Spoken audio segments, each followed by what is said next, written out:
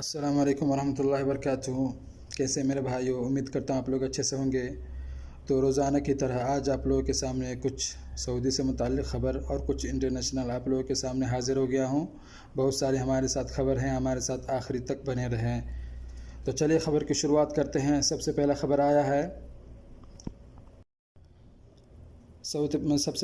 آیا ہے سعودی عدالت کی طرف سے پبلک پروسیکیوشن۔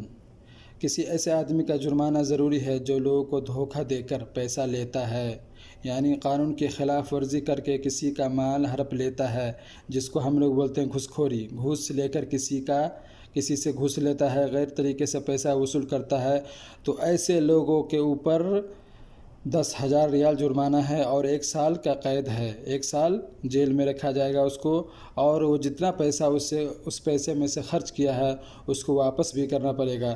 تو جی ہاں، بالکل یہ صحیح بات ہے۔ سعودی عرب کے اندر گھوس لینا کسی سے بہت غلط بات ہے۔ یہاں بہت قانون سخت ہے، اسی لیے ہر چیز سے اس طرح کے مال سے منع کیا گیا ہے۔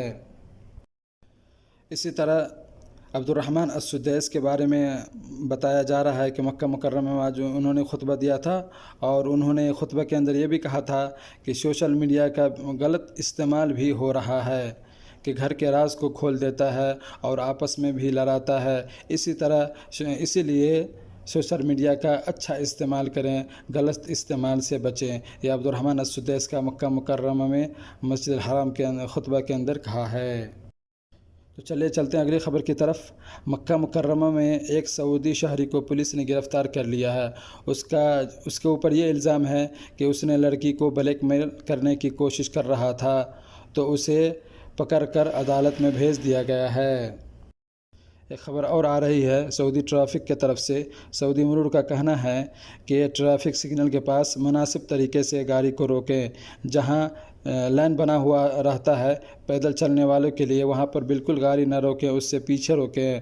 اس سے لوگوں کو چلنے میں پریشانی ہوگی، اور یہ قانون کی خلاف ورزی بھی ہے۔ تو چلے چلتے اگلی خبر کی طرف۔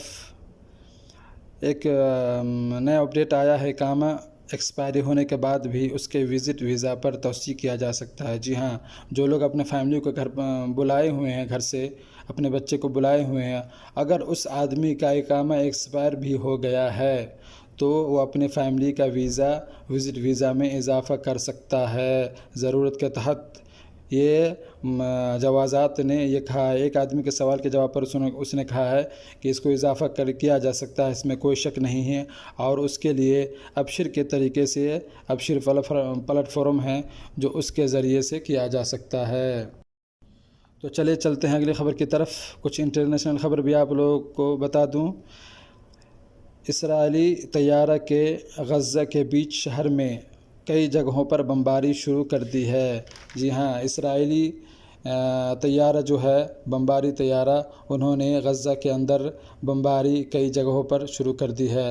اللہ سب کو حفظ و امان میں رکھے۔ چلتے ہیں ایک خبر کی طرف۔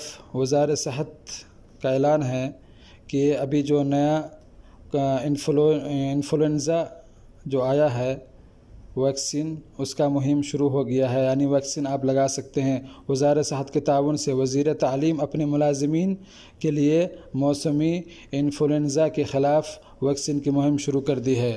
اس کے علاوہ یہ ویکسین ہر آدمی کو بھی ملے گا۔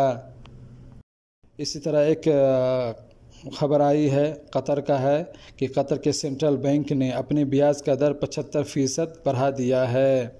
اسی طرح امارات کے سینٹرل بینک نے بھی 75% بیاج بڑھا دیا ہے۔ تو چلے چلتے اگلے خبر کی طرف۔ ایک خبر ہے پاکستان کا کہ عمران خان لوگوں کو گمراہ کر رہا تھا، اس لیے اس کے اوپر ہم نے فائرنگ کر دی تھی۔ یہ حملہ کرنے والوں کا بیان ہے۔